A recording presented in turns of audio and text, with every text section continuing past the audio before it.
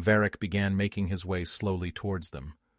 Step by step, the raw fury radiating from the giant knight was palpable, heavy enough to choke the air between them. As he closed the distance, Rian and the others instinctively stepped back, retreating a few paces into the damp grass. Garth bolted behind Rian's flank, seeking the familiar protection of his friend, while the freed elven prisoners scrambled into a tight, fearful cluster. Adora, however, did exactly the opposite. She stepped directly forward, placing her slender frame firmly between Rian and the oncoming threat. The silence between them stretched thin and brittle. Every single person stood frozen on edge, the sudden tension tightening like a coiled spring. Rian knew with certainty that Varric was not here for a friendly chat, not now that they had openly deserted the vanguard and shattered his authority. As the night drew closer, the pale light caught a fresh, jagged gash carving across his cheek. Blackened, sluggish blood oozed down his chin, dripping in dark droplets onto the heavy iron of his breastplate. His armor was a ruined mess, marred by deep, overlapping slashes that looked as though they had been delivered by a dozen furious blades. Even his massive broadsword was coated in a thick, sticky crimson, stained heavily from the point of the blade to halfway up its cold metal. Adora stood her ground, her fingers curling tightly into white-knuckled fists. She possessed no weapon, but the severe disadvantage did not seem to deter her in the slightest from protecting the freedom she had just gained. "We need to run!" Garth hissed from behind, his voice cracking with panic. "There's no point," Adora replied coldly, her green eyes locked fiercely onto Varric. "He will just continue to track us down through the wastes." Varric stopped abruptly, a few meters away, and raised his heavy blade, pointing the crimson tip directly at Rian's chest. "You!" he roared, his voice bouncing off the rolling hills. "Get back here now, boy!" Rian did not offer a verbal reply.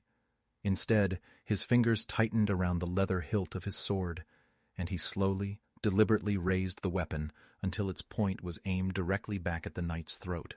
"Go back, Varric!" Adora shouted, but the giant seemed entirely uninterested in her presence.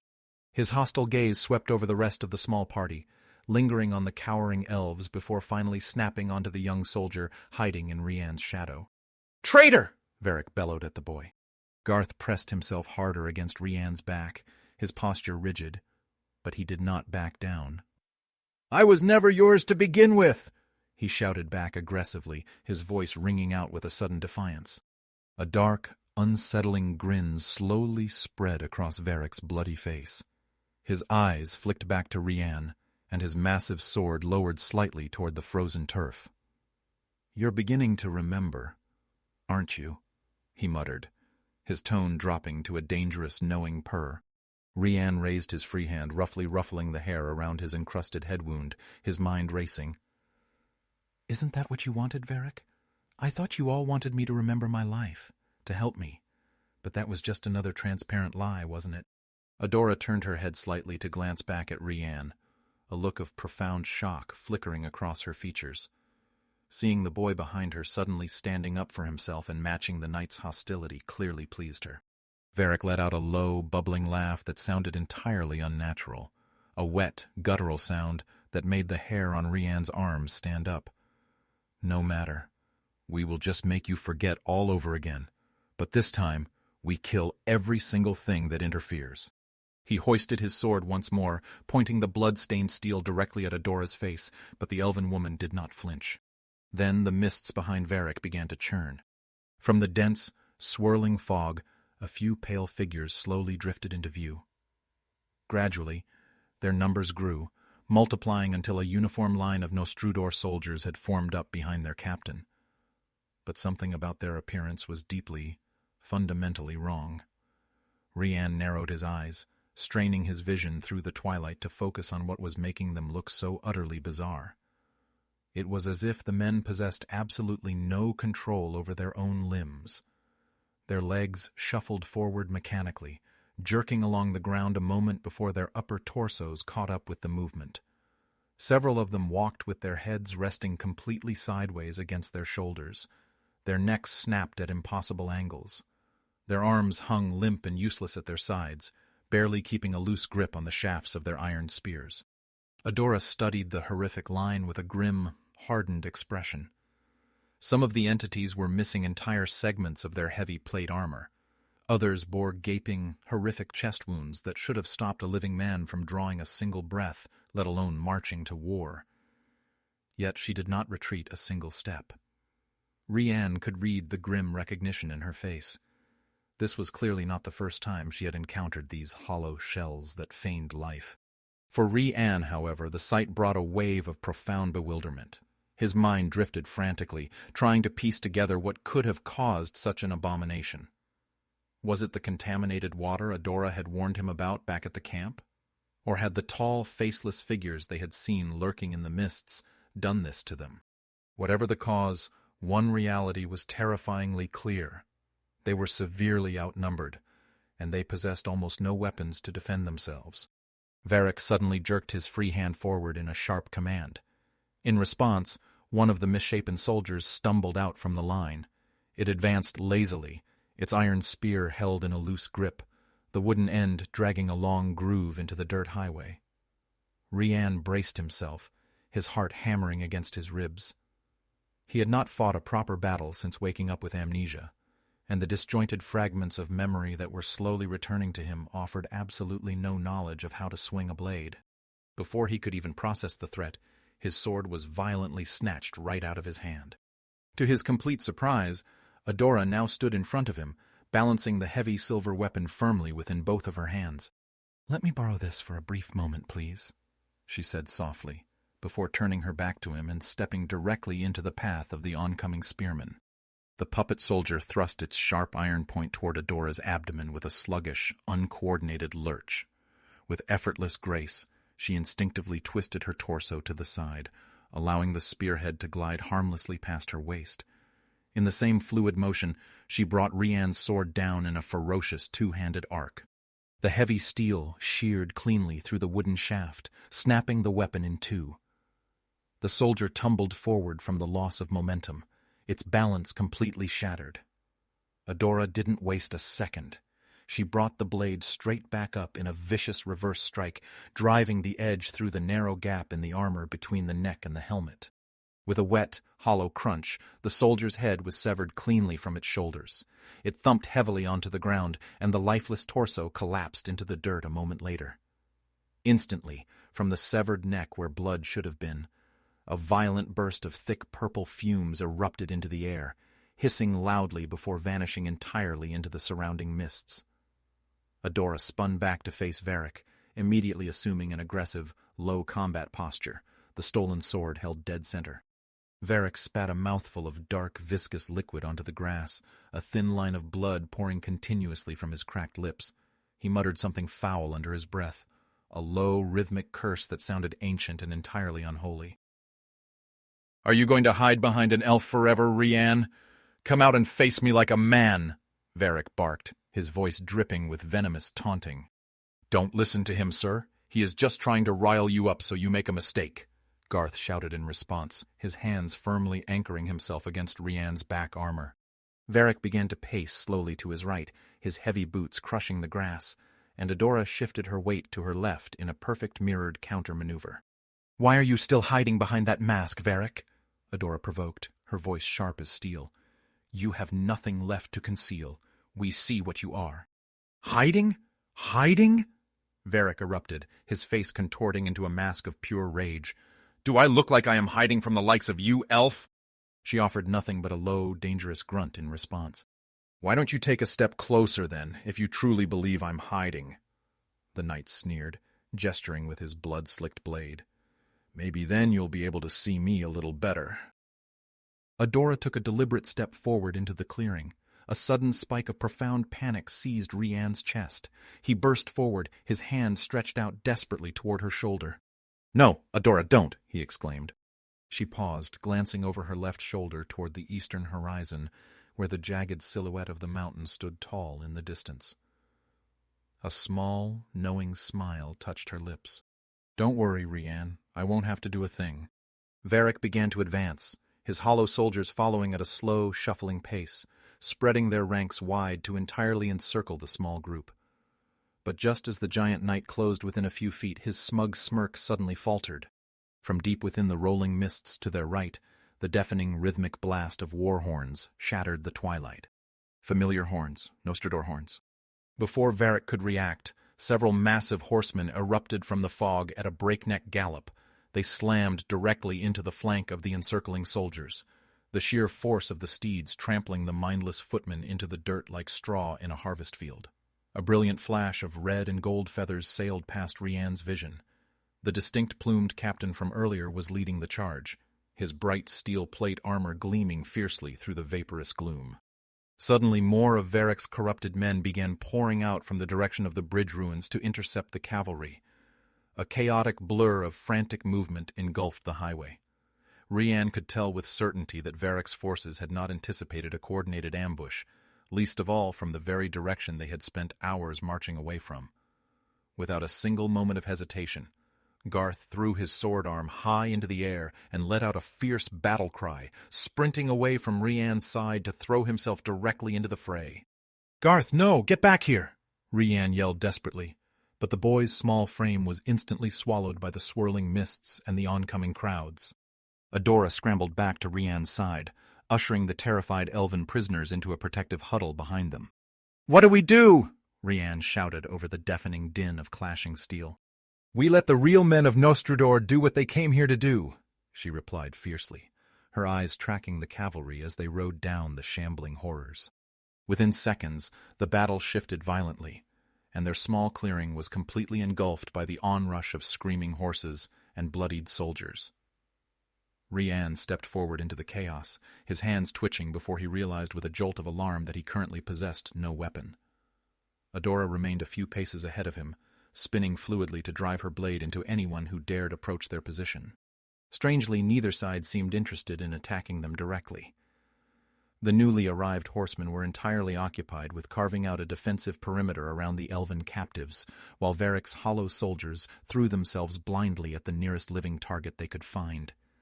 They had become completely savage, abandoning all military discipline to tear at the passing riders, attempting to physically topple them from their saddles. Some of the footmen had lost entire limbs in the meat grinder of the cavalry charge, yet their severed torsos continued to twitch and crawl along the ground, grasping uselessly at the hooves of the horses. "What godly power is giving strength to these things?" Rian spoke aloud, his stomach turning at the disturbing, gruesome reality unfolding before his eyes.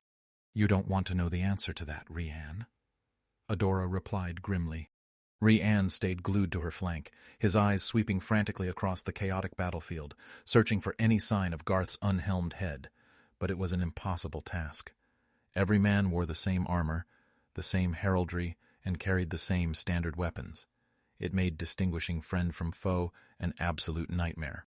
Suddenly, a shambling soldier leapt directly at Rian from the fog. Adora reacted instantly, her blade flashing through the air to sever the creature's head cleanly from its neck. The body slumped lifelessly into the dirt, releasing another hiss of purple vapor. Dropping to one knee, she quickly snatched up the fallen soldier's iron sword and spun around, pressing the hilt of Rian's own ornate blade back into his hands. I don't actually know how to use this," Rian confessed, staring down at his awkward grip on the leather-wrapped hilt. "Hopefully you won't have to find out," she yelled back over the noise. They quickly moved deeper into what felt like the absolute center point of the engagement. All around them was a violent kaleidoscope of desperate warfare swords clashing against iron shields, heavy cavalry flattening lines of spearmen, and the occasional archer trying to loose a panicked arrow into the swirling mass of bodies. The overwhelming sensory overload triggered a sudden, vivid echo in Rian's mind, mirroring the frantic feeling he had experienced during the midnight raid on the encampment. A sudden, blood-curdling shout cut through the roar of the battle. Rian snapped his head around just in time to see a massive soldier sprinting directly toward him, its broadsword held high in an executioner's stance. Rian froze entirely, his legs turning to lead as a wave of paralyzing fear gripped his chest. He could hear Adora screaming his name from somewhere to his left, but the sound was completely drowned out by the pounding of his own heart. The attacker brought his sword down in a ferocious, arcing blow. Clang! The sharp ring of colliding steel echoed through his skull. Rian blinked, flinching as he braced himself for the agonizing slice of a blade. But the pain never came. He looked up in sheer bewilderment. His own sword was raised high above his head, its crossguard perfectly intercepting the enemy's downward strike. It hadn't been a conscious thought. It hadn't been a choice. His body had simply moved on its own, driven by pure, deeply ingrained muscle memory. The soldier snarled and swung a second time. This time Rian didn't freeze. His feet shifted instinctively, sidestepping the clumsy blow with effortless grace.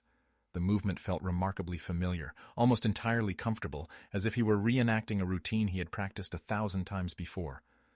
The attacker's momentum carried him forward, their blades locking briefly in a shower of sparks. With a smooth, practiced twist of his wrists, Rian's sword swept outward. The attacker collapsed instantly into the grass. A sudden dead silence seemed to fill Rian's ears as the adrenaline spiked. He stood frozen, staring down at the sharp point of his blade. A strange, thick black fluid was sizzling against the steel, steaming slightly as it fouled the metal. I don't know how I did that," he muttered to himself, his voice trembling. Adora glanced over, a proud smile breaking through the dirt and sweat on her face despite the horrific chaos surrounding them. "You did it because it's who you are, Rian," she replied firmly. Before he could process the thought, another desperate cry echoed from up ahead. Rian recognized the voice instantly. It was Garth. He also realized with a jolt of dread that the other elven prisoners who had been following them had completely vanished into the fog. "Don't worry about them. They can handle themselves in the dark," Adora shouted, effortlessly parrying a stray sword blow from a passing footman. Without a single moment of hesitation, Rian bolted forward, sprinting blindly toward the direction of Garth's yell. A sudden, heavy patch of mist had rolled across this section of the field, reducing the combatants to ghostly, shifting silhouettes. He leapt over the bodies of fallen men strewn across the blood-soaked turf, some perfectly still, others twitching unnaturally in the mud. Through the gloom, Rian caught sight of a familiar figure. Garth was on his knees, his hands frantically helping a wounded Nostrudor rider back to his feet. The boy's helmet was gone, and the ornate necklace he had noticed earlier hung fully exposed over his dented breastplate. "Garth!" Rian roared. Garth snapped his head around at the sound of his name, a look of profound relief washing over his youthful face. He scrambled up and rushed toward Rian, their free arms locked around each other's wrists in a tight, vigorous warrior's embrace. "I knew you'd make it through, sir," Garth said, a bright smile flashing through the grime. Rian noticed that Garth's armor was heavily splattered with a foul mixture of vibrant red and thick black blood, though thankfully none of it appeared to be leaking from the boy's own frame. "Where's Adora?" Garth asked, wiping a layer of sweat from his brow as he scanned the immediate fog, seeing no sign of the elven woman or the rest of the captives. The words had barely left his mouth when the air around them suddenly grew cold. Rian went to turn around to search for her, but instead, his eyes locked onto a face he had desperately hoped never to see again. Varric materialized from the swirling mists like a vengeful specter, his face utterly mangled with a terrifying blend of agonizing pain and unbridled fury. A thick wooden spear shaft had been driven deeply into his chest, just below his right shoulder. The wood had been snapped off crudely where it met the metal head, leaving the iron tip buried in his flesh. Yet, the horrific wound did absolutely nothing to slow his advance. Garth was the first to react, his youthful bravado instantly evaporating. That weapon should have killed him on impact," he whispered, his voice trembling violently with absolute terror. Varric let out a wet, rattling laugh, as if he had easily overheard the boy's terrified words. The sound made Rian's skin crawl. It held no human warmth, carrying only the hollow resonance of a corpse. Everything about the giant knight now looked and felt entirely unnatural. "You still do not understand the reality of this place, do you?" Varric shouted, his unblinking eyes locking onto Rian's with a horrific, predatory intensity. Rian and Garth quickly fell into formation side by side, their swords held out in front of them to await the giant's arrival. Rian consciously tried to slow his breathing, which had grown ragged and heavy in his chest. He felt terribly nervous, frightened to his very core. Without Adora's guiding presence, He felt entirely lost in the fog.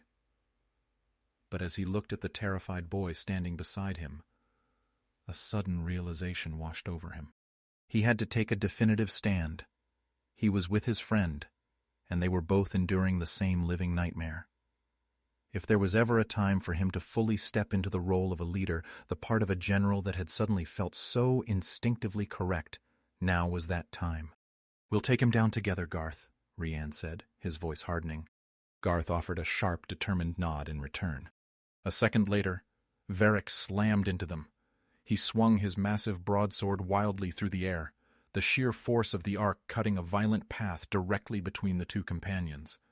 The moment he forced his way into the gap, he swiftly shifted his weight and thrust his blade toward Garth's throat. Garth managed to parry the strike, his steel catching Varric's hilt with a loud screech, but the sheer strength of the blow nearly disarmed him. Rian let out a fierce yell from behind Varric's blind spot and charged forward, aiming a low, sweeping slash at the knight's legs.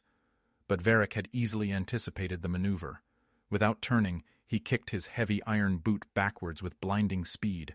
The strike landed squarely in Rian's stomach, completely knocking the wind from his lungs and sending him crashing onto his back in the dirt.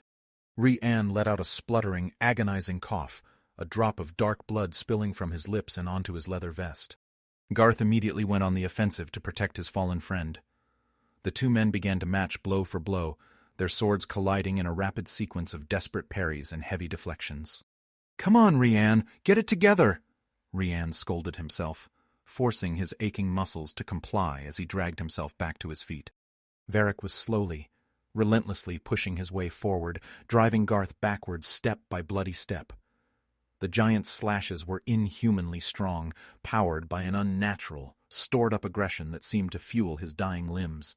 Rian could see with terrifying clarity that this was going to end badly for Garth if the boy remained isolated. Gathering his remaining strength, Rian rushed into the fray once more. He darted rapidly to Varric's left side, delivering a fierce slash at the knight's exposed flank. The sword glanced heavily off the plate armor, but the impact was just enough to jar Varric to his right, completely interrupting his balanced combat stance. Garth saw the opening and brought his sword crashing down with an audible, sickening crunch, driving the edge right into the top of Varric's shoulder where the breastplate met the collarbone. Varric let out a horrific, screeching howl and violently flung himself backwards to avoid any follow-up strikes. Rian immediately took his place by Garth's side once again, and the two companions pressed their hard-won advantage. They took turns hacking furiously in Varric's direction, forcing the giant onto the defensive. The knight was now only able to block their coordinated assault with his uninjured left arm, while thick, gelatinous blobs of black blood poured continuously from his shoulder wound. Rian watched in fascination as the dark fluid struck the grass. The moment the blood touched the earth, it began to violently fizz and sizzle, eating away at the blades of grass. He realized it was either highly corrosive, or the ancient ground beneath the ruins possessed some sort of sacred property that was actively rejecting the foulness.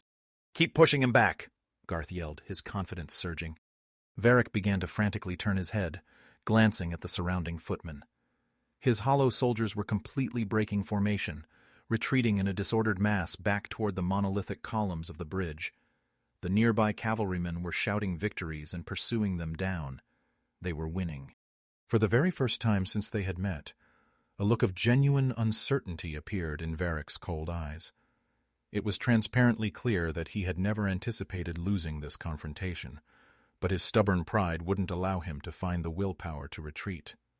Rian and Garth did not let up for a single second. Rian managed to cut a deep, gaping gash into Varric's right thigh, while Garth's blade sliced cleanly across the knight's remaining cheek. Yet still the giant held his ground, refusing to fall. "You truly think this nightmare will be over with my death?" Varric screamed, his voice wild and delirious as he glared at his attackers.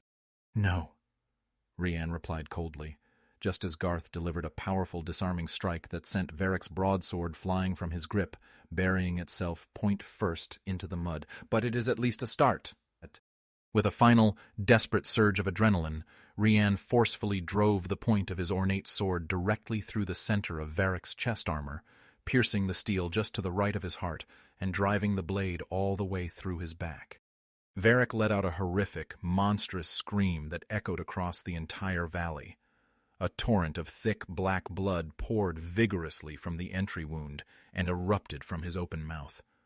Rian quickly withdrew his blade with a sharp yank, stepping back before the sheer weight of the giant's collapsing body could drag the weapon to the ground with him. Garth stood frozen, staring at Rian in absolute bewilderment, his chest heaving as he watched the final embers of life drain from the knight's unblinking eyes. "For our people," the boy whispered softly to himself, his shoulders slumping in relief. From the shifting mists behind them, a familiar voice broke the silence. "Guys, there you are. Wait," Adora said, her footsteps slowing to a sudden halt as her eyes fell upon the mangled, bloody remains of Varric's corpse. She eyed Rian and Garth carefully, both of them heavily panting from the exertion of the duel. Rian could see dark smears of black blood covering her clothes and coating the edge of the sword she held, though she appeared entirely devoid of any physical injuries. She walked up to Rian slowly, her expression softening, and gently placed a hand against his chest armor. "I am so glad you're okay," she said, a small smile gracing her lips. "It looks like you didn't need my protection after all." Garth stood a few paces behind them, quietly wiping the foul residue from his blade, as he watched the distant riders chase the remaining hollow soldiers into the fog. "He had plenty of help," the boy replied proudly, offering a nod of genuine respect to the work he and Rian had just accomplished. Adora looked at him and let out a soft laugh. For a fleeting second it felt as though the hardest part of their journey was finally behind them. But neither Rian nor Adora had seen what was happening directly in the shadows behind them. Suddenly, the laughter died on Adora's lips. Rian watched as a look of instantaneous, profound shock and horror washed over her face.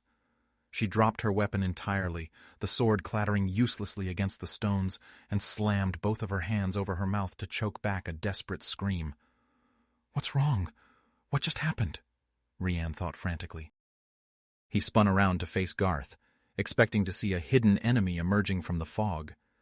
Instead, he found the young soldier standing perfectly still, his face completely frozen in a mask of silent surprise. Rian slowly lowered his gaze, and his heart stopped. A crude iron spearhead was protruding directly from the center of Garth's chest. It had been thrust entirely through his torso from behind. Rian's eyes flicked past the boy's shoulder. There, on the blood-soaked ground, Varric was resting on one knee.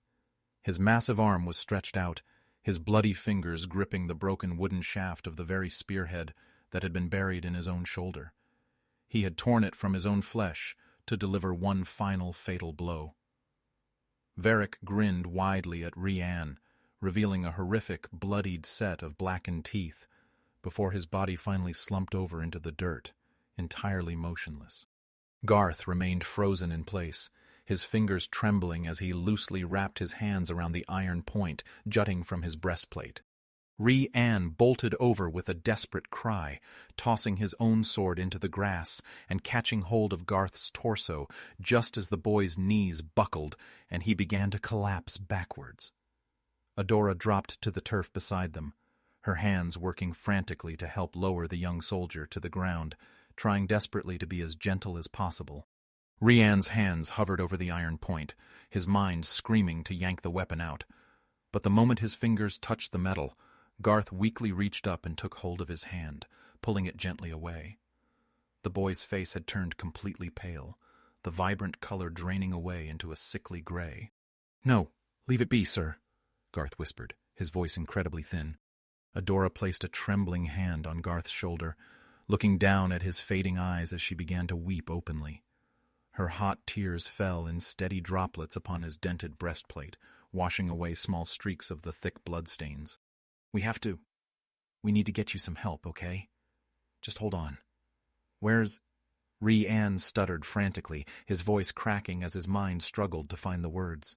For a wild, desperate second, he felt a powerful urge to say, "Where is Sigrid? She can heal this." But he forcefully brushed the frantic thought from his mind. He knew with a devastating certainty that the old woman could not help him here. No one could save him from this. His eyes flicked up to meet Adora's.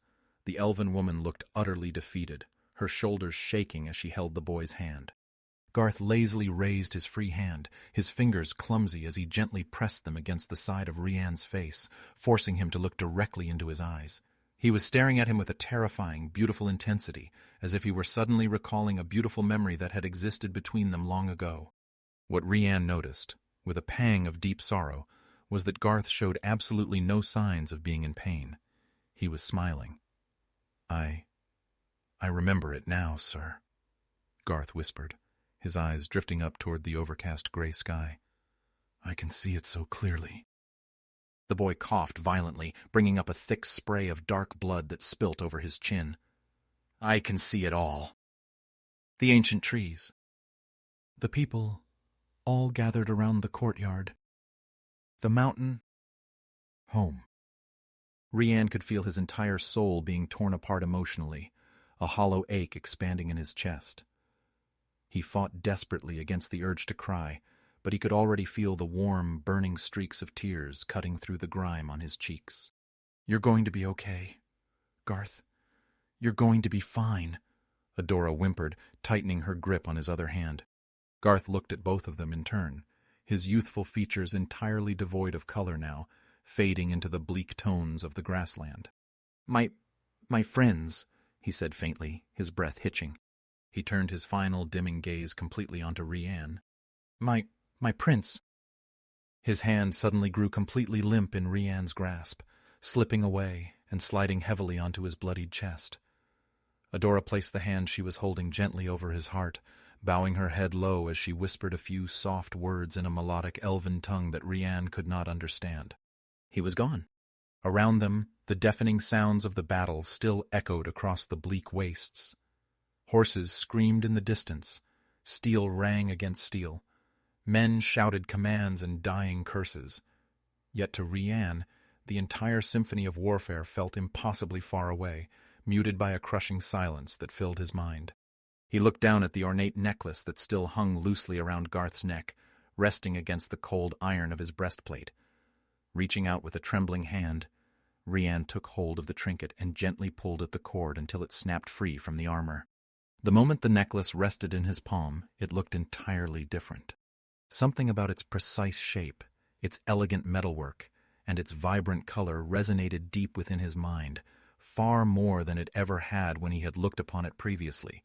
In fact, as he raised his head, he realized that everything around him had fundamentally changed. His eyes swept over the battlefield surrounding them. He blinked a couple of times, the heavy tears slightly blurring his vision, but for the very first time since he had woken up on that stone ridge, his sight was entirely clear.